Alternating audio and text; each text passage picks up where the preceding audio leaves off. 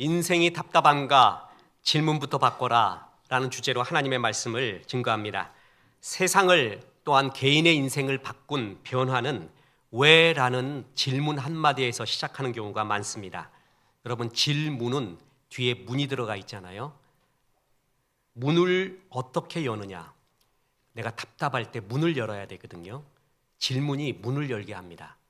좋은 질문이 내 인생의 운명을, 그리고 기업의 운명을 바꿀 수 있는 문을 열게 된다라는 것입니다. 그 질문이 하나님께 가까이 가는 질문인가 멀어지는 질문인가에 따라 삶의 방향이 달라집니다. 성경에 보면 최악의 질문을 던졌던 사람이 나옵니다. 가인입니다. 그리고 최상의 질문을 던졌던 사람이 나오는데 사도 바울입니다. 오늘 그 가인의 질문과 사도 바울의 질문을 대비하면서 우리가 어떤 질문을 던지며 주 앞에 서야 되는가, 어떻게 하나님께 달려가야 되는가, 주의 말씀을 살펴보고자 합니다. 오늘 첫째, 질문은 역사를 바꾸어 왔다라는 것이 첫 번째 교훈입니다. 뉴턴이 사과가 떨어지는 걸 보고 왜 사과는 아래로 떨어질까 질문한 것에서부터 만유인력의 법칙을 발견하면서 고전 물리학의 기초를 이루게 됩니다. 아인슈타인은 시간과 공간은 절대적인가 하는 질문을 던집니다. 이게 상대성 이론으로 이어져서 현대 물리학의 기초를 이루었고 GPS 기술 등 일상생활에서도 결정적인 영향을 미칩니다. 아인슈타인이 한 말 중에 유명한 말이 이것입니다. 나는 특별한 재능이 있는 것이 아니라 단지 끈기 있게 질문한 뿐이다.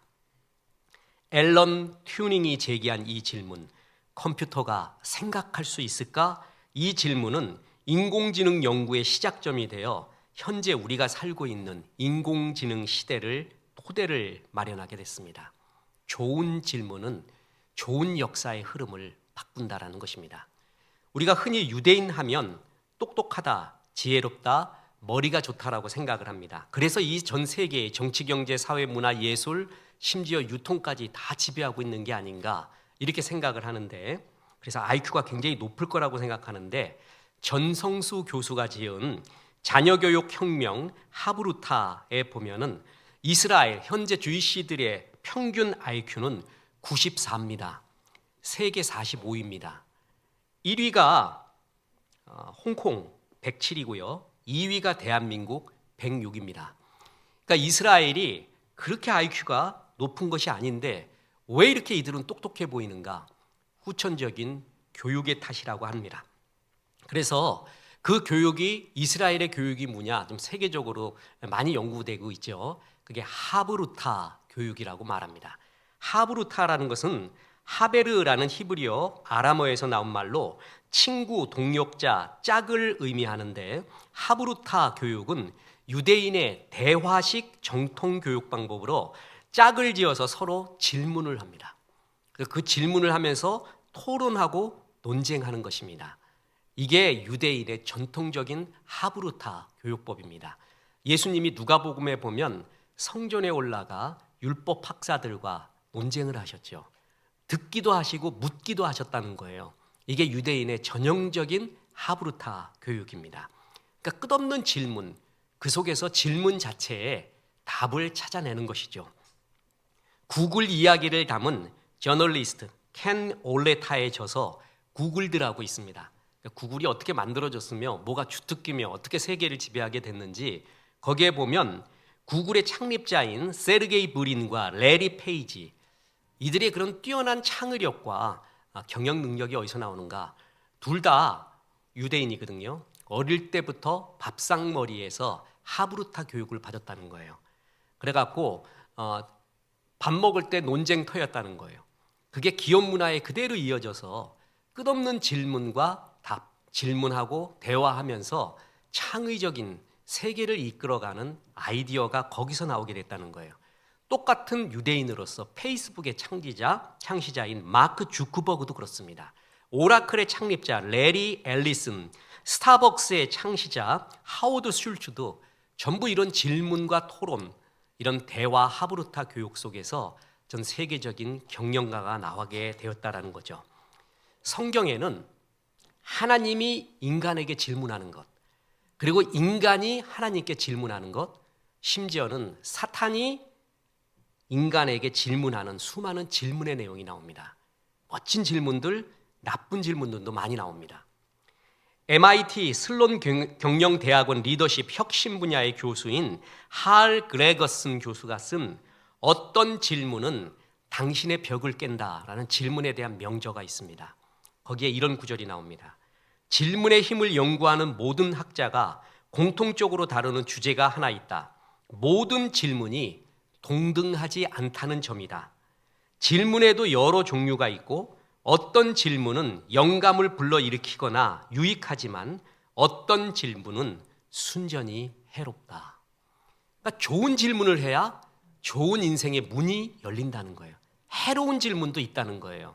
성경에 보면 최악의 질문을 한 사람이 있습니다. 결국 최악의 인생으로 이끌어져 갑니다. 최상의 질문을 한 사람이 있는데 최상의 인생으로 이끌어져 가는 것을 볼 수가 있습니다. 그래서 두 번째 교훈이 있습니다. 최악의 질문은 최악의 인생으로 이끈다라는 것입니다. 최악의 질문, 그것은 하나님께로부터 분리를 유도하는 질문입니다. 하나님과 멀어지는 질문입니다.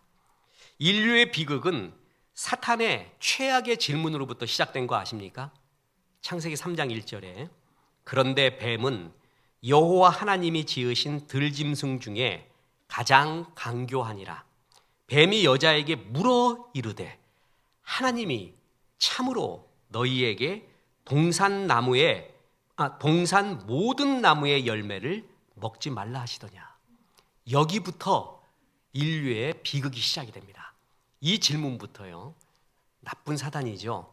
하나님을 아주 못된 존재, 나쁜 존재로 여깁니다. 하나님이 참으로, 이 참으로라는 구절 말이에요.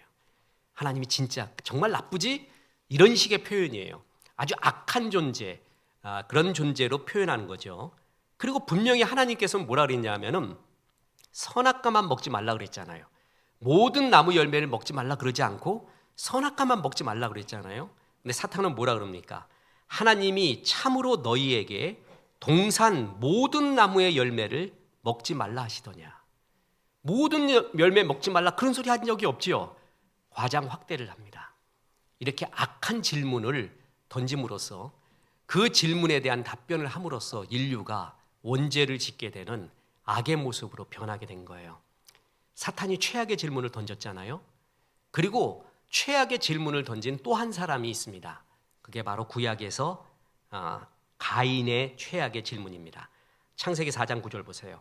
여호와께서 가인에게 이르시되 내 아우 아벨이 어디 있느냐? 그가 이르되 내가 알지 못하나이다. 내가 내 아우를 지키는 자니까? 되물었어요. 하나님께서는 아벨과 그의 제사를 받았어요. 아벨의 삶과 그가 드리는 제사를 받았다는 얘기예요. 또한 가인과 그의 제사를 받지 않았습니다. 가인의 삶과 그의 제사를 받지 않았다라는 것이죠. 이때 가인이 화가 납니다. 시기합니다. 동생 아벨을 죽이게 됩니다. 그리고 난 다음에 하나님이 묻습니다. 내 아우 아벨은 어디 있느냐? 가인은 대답하지 않고 되묻습니다. 내가 아우 지키는 사람입니까? 그건 내 일이 아닙니다. 이렇게 되물어버린 거예요. 이 질문을 제대로 알기 위해서는 하나님이 범죄한 아담에게 물으셨던 사건으로 다시 돌아가야 됩니다. 선악과를 먹었어요. 아담이 두려워 숨었습니다. 범죄한 사람들의 특징이 뭔지 아세요? 두려움에 항상 쫓긴다는 거예요. 두 번째, 하나님과 멀어진다는 겁니다. 그래서 숨었습니다.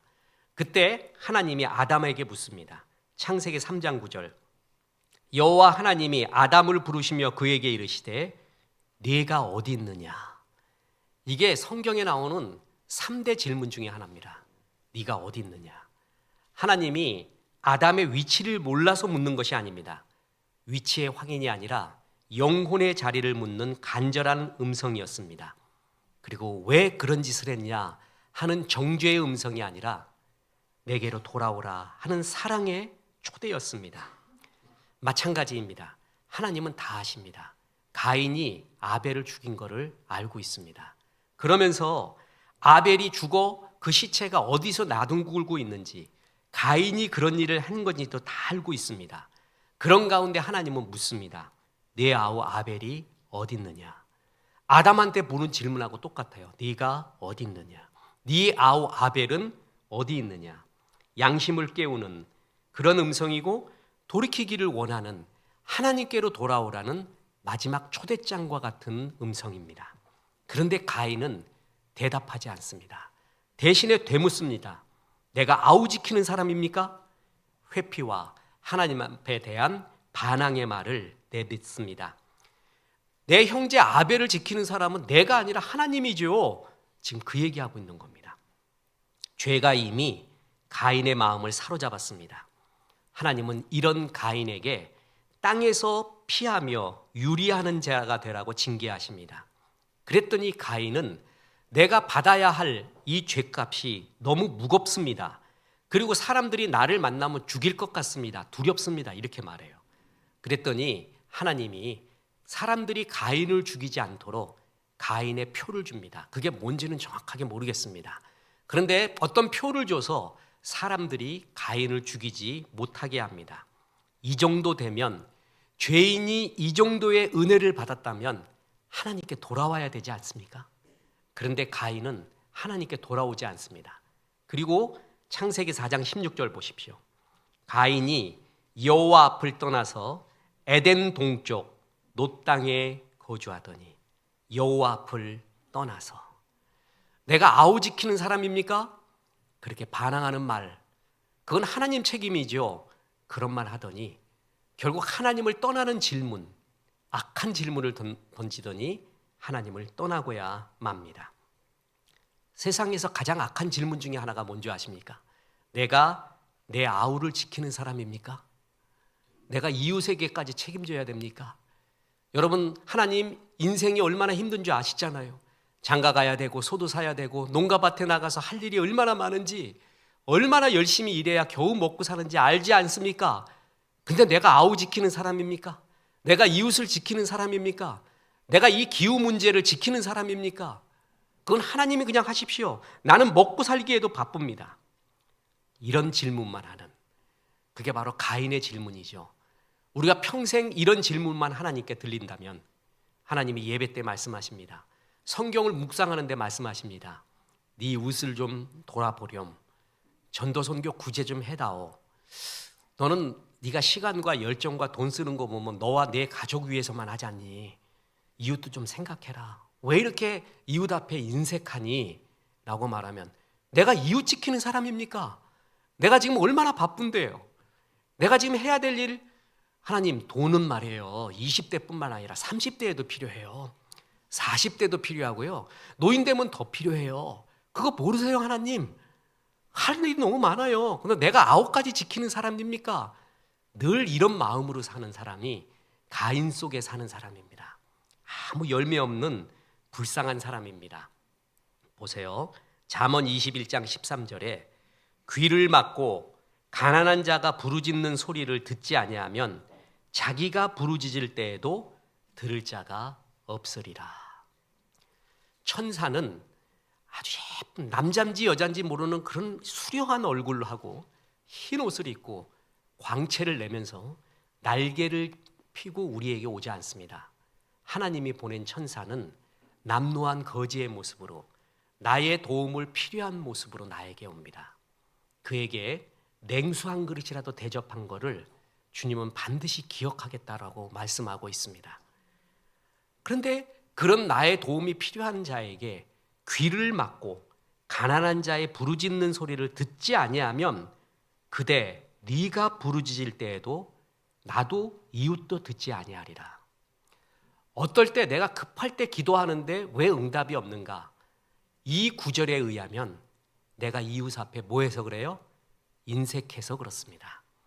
이 구절에 의하면 그렇습니다. 그러면 하나님도 듣지 않겠다고 말합니다. 다윗이 결정적으로 세력과 힘을 얻게 된 계기가 있었습니다. 아둘람 굴로 사울 왕의 추적을 피해 도망갔죠.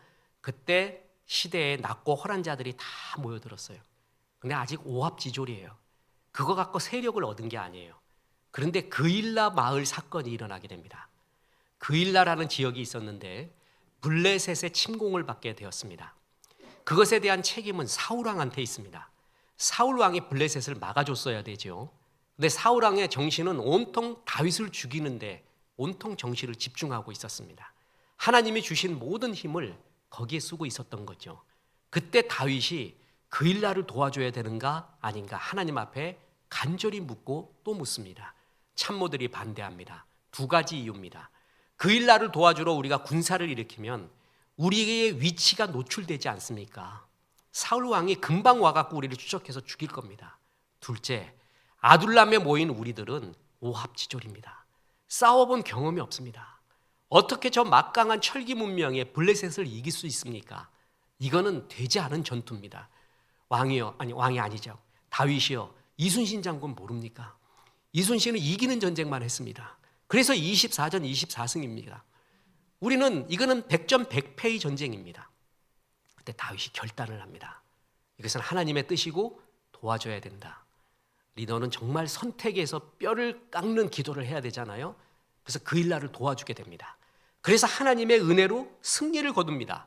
그때부터 다윗이 명성과 세력을 얻기 시작합니다. 가축과 군량미를 조달받습니다. 원래 보통 전쟁 치르고 나면 병력을 잃어야 되는데 군사가 600명으로 늘어나게 됩니다. 그리고 결정적인 게 민심이 다윗에게로 완전히 돌아옵니다. 그리고 중요한 제사장들이 다윗에게로 몰려들기 시작했는데 제사장 아비아달이 그때 다윗에게로 돌아온 거예요.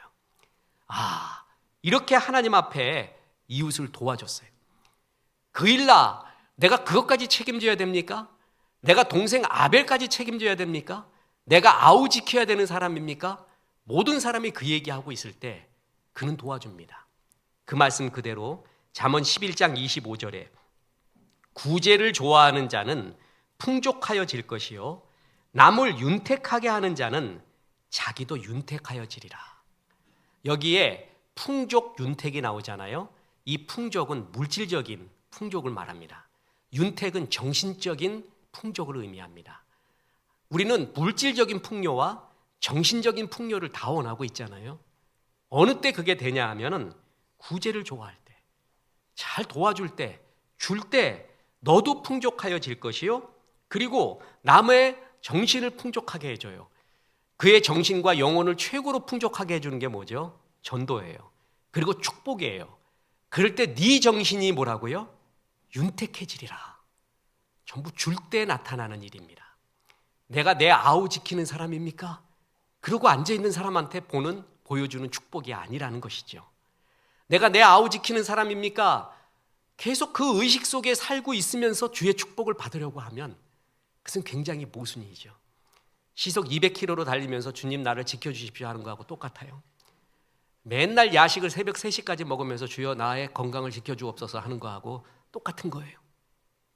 누가복음 6장 38절에 보면 주라 그리하면 너희에게 주실 것이니, 주체가 누구죠? 주라, 그건 네가 주라. 그리하면 준다라는 것은 누가 주체예요? 하나님이 준다는 거예요. 곧 후히 되어 누르고 흔들어 넘치도록 하여 너희에게 안겨주리라.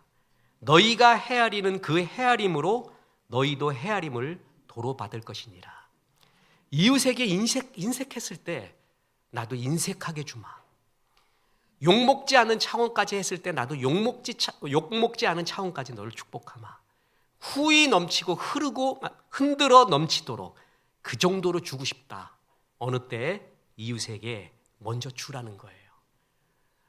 내가 내 아우 아벨을 지키는 자입니까? 그래, 지키는 자다. 네가 해야 될 역할이다. 그 얘기예요. 설득에 대한 세계적인 3대 명저 중에 하나인 로버트 치알디니의 설득의 심리학, 정말 꼭 읽어보십시오. 그 책에 보면 주제가 뭐냐면 설득은 말로 하는 게 아니라는 거예요. 우리가 흔히 설득 그러면 말빨과 논리가 세갖고 그 상대편을 누르고 이기는 거를 말하는데, 여러분 말로 져보세요. 집에 가서 그것처럼 분한 경우가 없어요. 정말 제일 분할 때가 말로 졌을 때예요. 그죠? 내가 말빨이 없어갖고 그건 말만 잘해갖고 억울해 죽겠다고 이를 갈지 설득된 게 아니에요. 그러니까 설득에서 제일 중요한 건 말이 아니라는 거예요. 뭐냐면 먼저 주라는 거예요.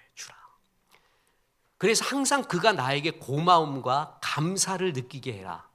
그게 설득이라는 거예요. 그게. 그러니까 설득에서 최고는 내가 먼저 마음껏 줘서 그를 풍요롭게 해주고 난 다음에 그때 말을 할 때 그게 설득되고 이해가 되는 것이지 말의 논리로 이기라는 게 아니에요. 그게 설득의 심리학에 나오는 전체 중요한 주제입니다. 내가 내 아우 아벨을 지키는 자니까 하나님께 돌아오지도 않고 또한 이웃을 돌보지도 않는 최악의 질문. 우리가 나이 들어서도 아직도 그런 의식 속에 있다면 우리는 가인의 삶 속에 있다고 볼 수 있습니다. 하나님이 기뻐하지 않는 삶입니다. 그러면 끝으로 최고는 뭔가? 최상의 질문은 최상의 인생을 부른다라는 것입니다. 최상의 질문이 무엇인가? 하나님의 뜻을 구하는 질문입니다. 바울이 신구약 성경을 통틀어서 정말 멋진 질문 두 가지를 던집니다. 보세요. 사도행전 22장 6절. 가는 중 다메섹에 가까이 갔을 때 오정쯤 되어 호련히 하늘로부터 큰 빛이 나를 둘러 비치매 내가 땅에 엎드러져서 들으니 소리 있어 이르되 사울아 사울아 내가 왜 나를 박해하느냐 하시거늘 내가 대답하되 주님 누구시니까 하니 이르시되 나는 네가 박해하는 나사렛 예수라 하시더라. 바울도 처음에는 예수 그리스도 믿는 사람 죽이던 자였습니다. 그 아름다운 신앙인 스데반이 돌려 맞아 죽을 때 옆에 있었지요. 회심의 미소를 지으면서 잘 죽었다라고 생각했던 사람입니다. 그런데 다메섹으로 또 갑니다. 왜 가냐 하면은 거기서도 예수 믿는 사람 때려잡으려고 가는 길이었습니다. 그때 주님의 전격적인 은혜로 사울을 찾아옵니다. 빛으로 찾아오고 음성으로 찾아오고 사랑으로 찾아왔습니다. 그러면서 하나님께서 묻습니다. 사울아 사울아 네가 왜 나를 박해하느냐. 그 순간에 바울은 자기의 인생을 변화시키는 결정적인 두 가지 질문을 던집니다. 하나는 나한테 이 말을 하는 주님은 누구십니까?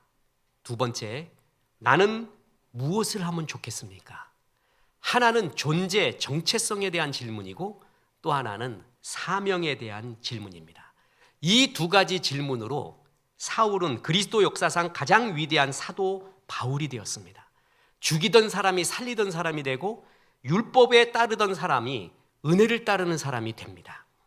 성경에 나오는 최고의 질문, 주님 누구시니까? 주님 내가 무엇을 하리이까? 주님 당신은 누구십니까? 이거는 정체성, 존재에 대한 질문입니다. 다시 사도행전 22장 7절 보십시오. 내가 땅에 엎드러져 들으니 소리 있어 이르되 사울아 사울아 내가 왜 나를 박해하느냐 하시거늘 내가 대답하되 주님 누구시니까 하니 이르시되 나는 네가 박해하는 나사렛 예수라 하시더라. 주님 누구십니까? 나를 이 땅에 태어나게 하신 지금 말씀하시는 하나님이 누구십니까? 하나님에 대한 질문, 그리고 나는 누굽니까? 하는 존재 정체성에 대한 질문입니다. 여러분 이것이 최고의 질문입니다. 여기부터 시작을 합니다. 우리 인생에서도 최고의 질문이 그겁니다. 나는 누구인가? 왜 태어났는가? 어디서 와서 어디로 가는가? 나를 부르신 이가 이 땅에 태어나고 보내신 이가 누구인가? 이 질문이 최고의 질문입니다. 목사님 그 질문은 답답한데요. 지금 먹고 사는 게 바빠 죽겠는데 그 배부른 사람이나 하는 질문이죠. 그게 마귀의 노림수입니다. 존재에 대한 질문이 강할수록 현실도 강해집니다. 현실에 이겨가는 거예요. 존재가 안정이 되잖아요. 그러면 떨어지지가 않습니다. 마린반도를 연결하는 골든게이트, 미국의 골든게이트, 금문교, 노을 질 때쯤엔 진짜 황금다리로 변한다는 금문교 말이에요. 처음에는 수많은 사람이 그걸 지을 때 떨어져 죽었습니다. 그래서 업체에서 어떻게 했냐면 그 밑에다가 그물을 깔았어요. 떨어져도 안 죽는다는 그물을 깔았어요. 그랬더니 일하는 분들이 그걸 설치하고 난 다음에 진짜 떨어지지 않았습니다. 거의 떨어지지 않았습니다. 나는 떨어져도 뭐라고요? 죽지 않는다라는 존재의 확신이 있으니까 현실 속에서도 안 떨어지는 거예요. 그런데 난 떨어지면 죽는다라는 존재의 불안이 있잖아요. 그러면 현실에서 진짜 떨어지는 거예요. 현실에 승리하기 위해서 정말 필요한 게 뭐냐면 내 존재에 대한 확신이에요. 안정감이에요. 나는 합력하여 선을 이룰 거야. 생명의 성령의 법이 나를 인도하고 있어. 모든 문제보다 하나님, 나를 부르신 하나님의 은혜가 더 크지. 난 그걸 믿어. 라는 존재의 확신이 현실에서도 승리를 가져온다는 거예요. 그래서 여러분, 고난의 때일수록 하나님이 누구인가를 더욱더 봐야 됩니다. 하나님이 누군가를 자꾸 보면 볼수록 내 달려갈 길도 보이고 안정감이 들어요. 존 칼빈이 기독교 강요라는 그 두꺼운 책들을 썼는데 말이에요. 거기에 신론, 하나님론은 이만큼이에요. 근데 인간론은 요만큼이에요. 원래 휴머니스트들은 인간론을 이만큼 쓰거든요. 그리고 신론은 요만큼 써요. 근데 반대로 칼빈은 신론을 이만큼 쓰고 인간론을 요만큼 써요. 왜 그런지 아세요? 하나님을 많이 알면, 깊이 알고 알수록 나를 안다는 거예요. 하나님 알면 나를 아는 거예요. 왜냐하면 나는 누구의 형상대로 지음받았죠? 하나님의 형상대로 지음받았어요. 그래서 나를 알기 위해서는 아무리 내가 거울 보고 연구해봤자 주름만 보여, 주름만. 못생긴 놈만 거기서 같이 쳐다보고 있어요.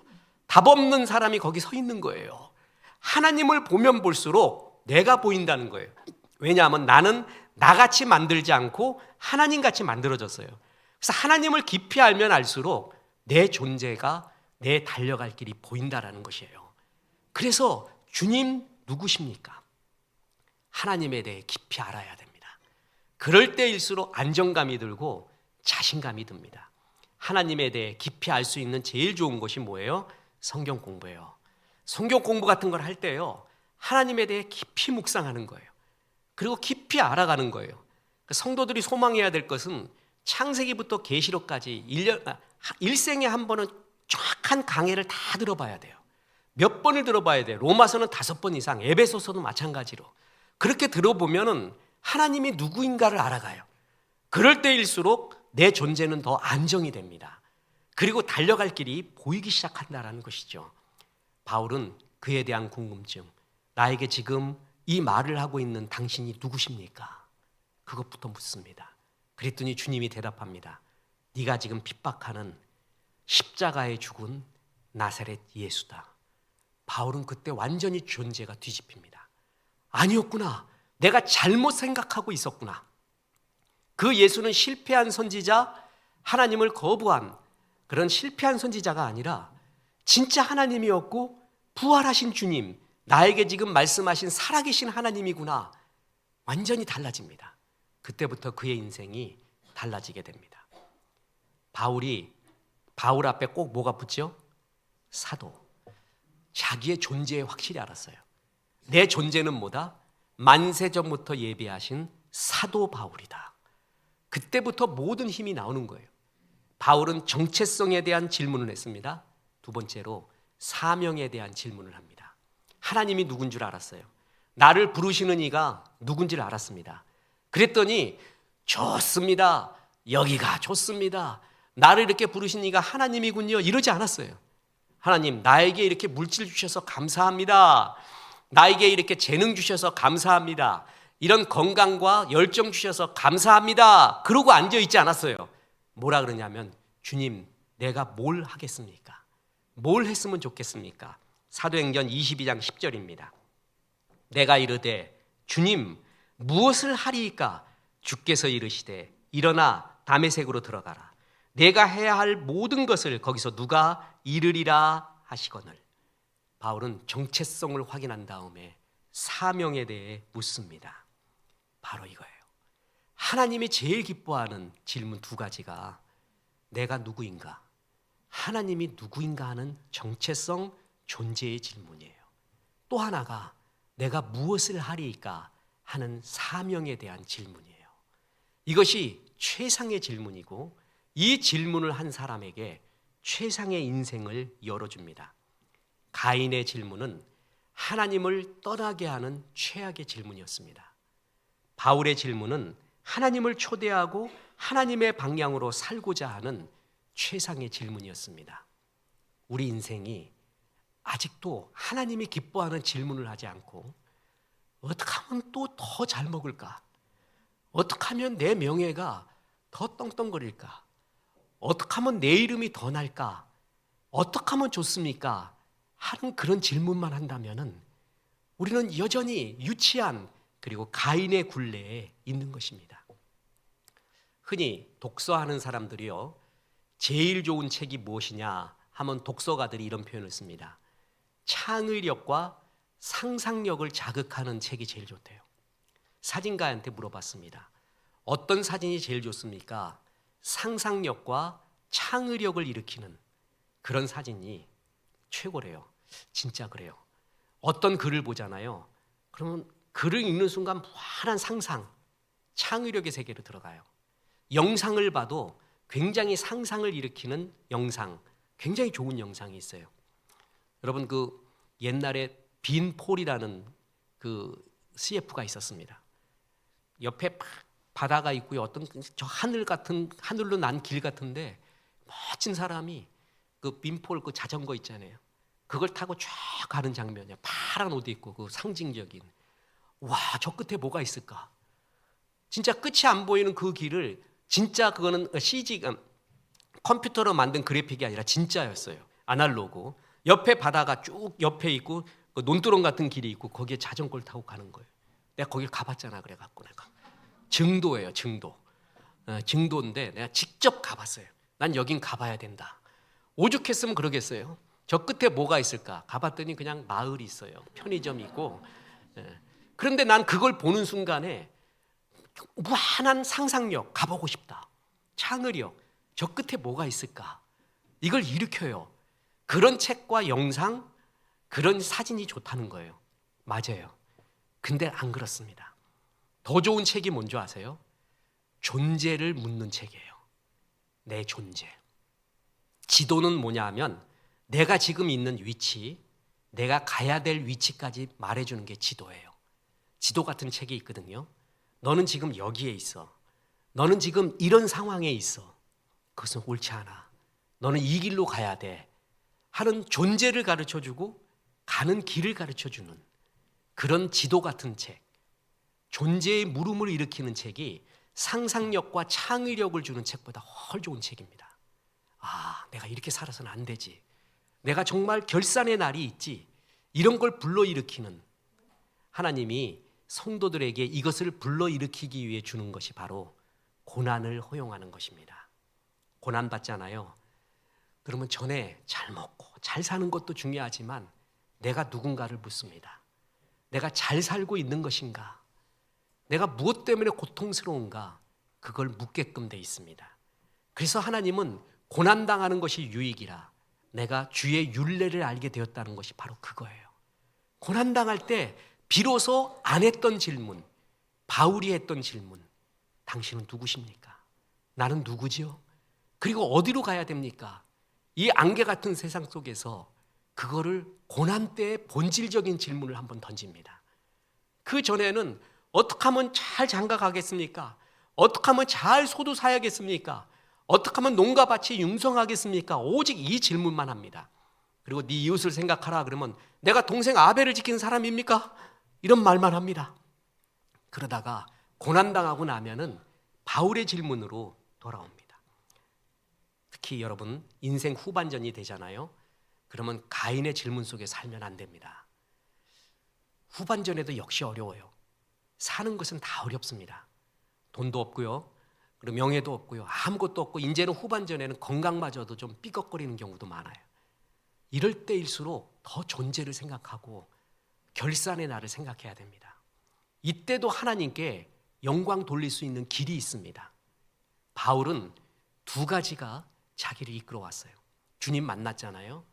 그래서 자기는 사도 바울이래. 나는 누구냐 하면 하나님이 부르신 바울이래요. 자기 존재의 정체성에 대해 늘 말해요.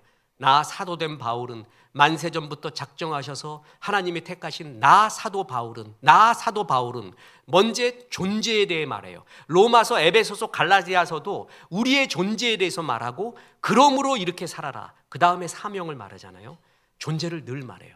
그리고 바울을 평생 이끌어왔던 기관차, 나의 달려갈 길, 곧 주 예수께 받은 사명, 하나님의 은혜의 복음을 증거하는 일을 마치려 하면은 나의 생명을 조금 더 귀한 것으로 여기지 아니하노라. 나는 사도 바울이거든. 그리고 하나님이 나에게 주신 사명, 내가 다메섹에서 주님한테 물었지.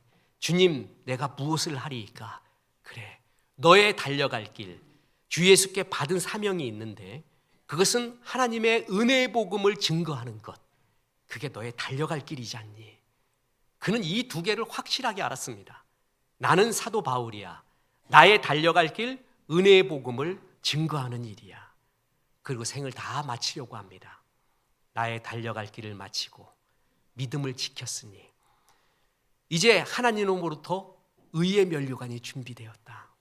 디모데야, 전제 제사 지낼 때 말이야, 희생 제물에 포도주 붓고 기름 붓지 않니? 나도 지금 하나님이 그러는 것 같다. 나는 온 인생을 산 제사로, 삶의 예배로 드렸던 인생이야. 이제 마지막 번제로 태울 때가 왔나 보다. 내 몸에, 내 삶에 기름이, 포도주가 부어지고 있다. 내가 이제 그때가 왔는데 나는 그래도 믿음을 지켜왔다. 나의 달려갈 길을 알았고 그 길을 달려왔다. 이 당당한 노사도의 고백, 우리가 나이 들수록 이런 고백해야 되지 않겠습니까? 힘들 때예요. 어느 때나 어렵습니다. 그래서 내가, 하나님이 왜 나를 불렀는가, 지금 나의 사명은 뭔가, 그걸 물을 줄 알아야 됩니다. 여러분 보십시오.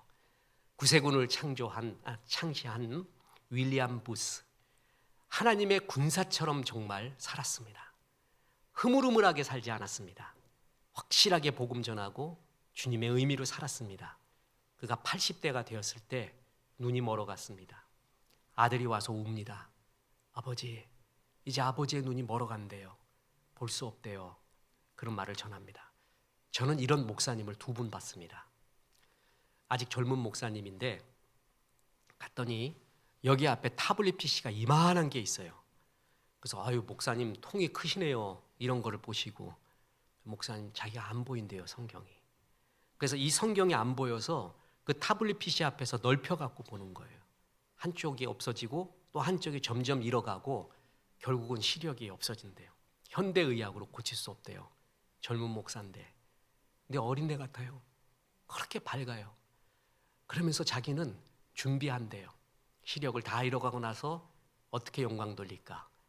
윌리엄 부스가 그랬습니다.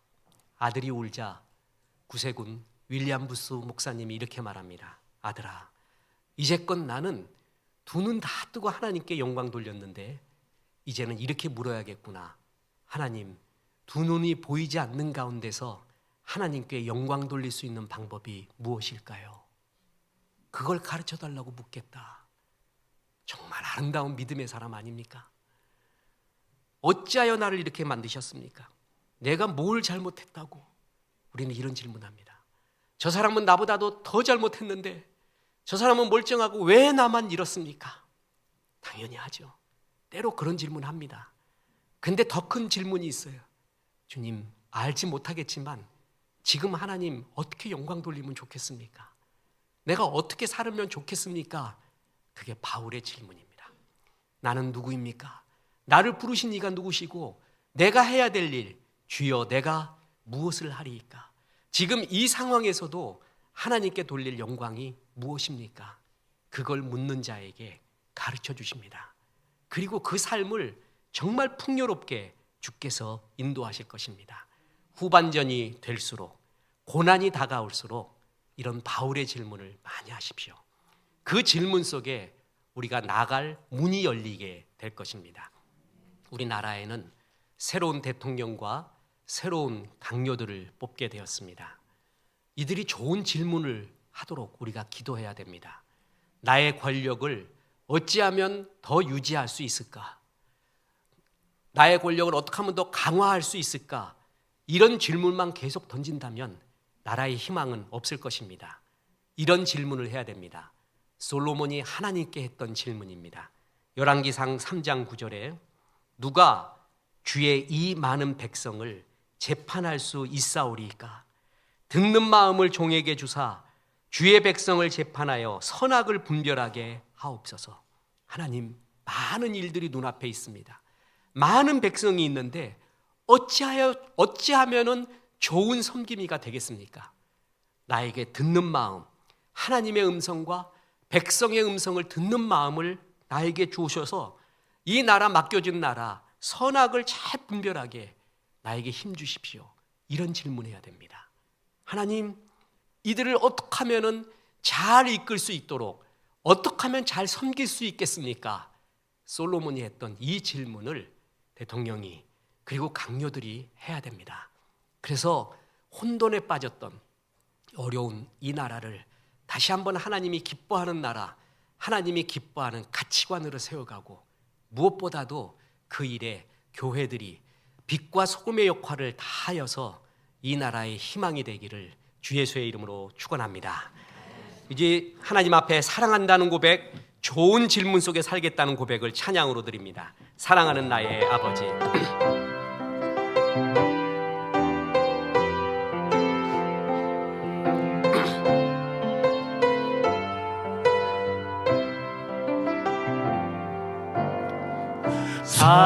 사랑하는 나의 아버지,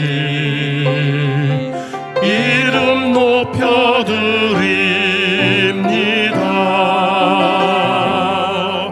주의 나라 찬양 속에 임하시니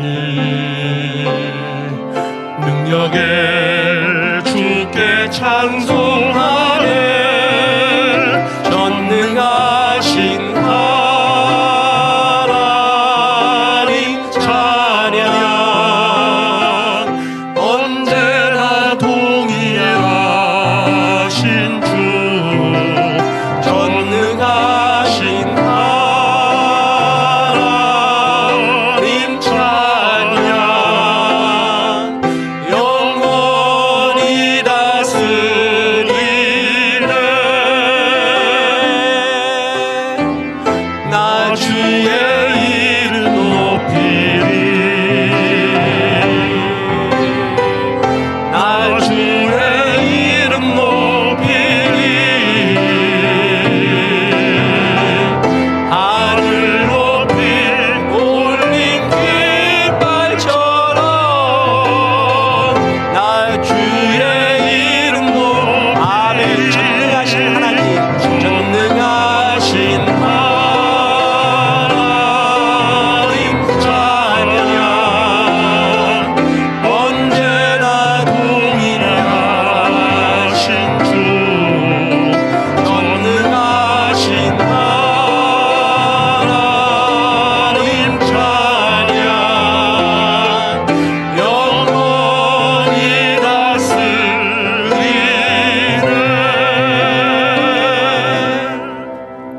이제는 우리 구주 예수 그리스도의 은혜와 하나님의 크신 사랑과 성령님 하나님 앞에 바른 질문하며 살라 말씀하심이 이 말씀에 아멘한 성도들에게 함께 하셔서 이제부터 끝날까지 크신 영광 받으시옵기를 우리 구주 예수 그리스도 이름으로 축원하옵나이다. 아멘.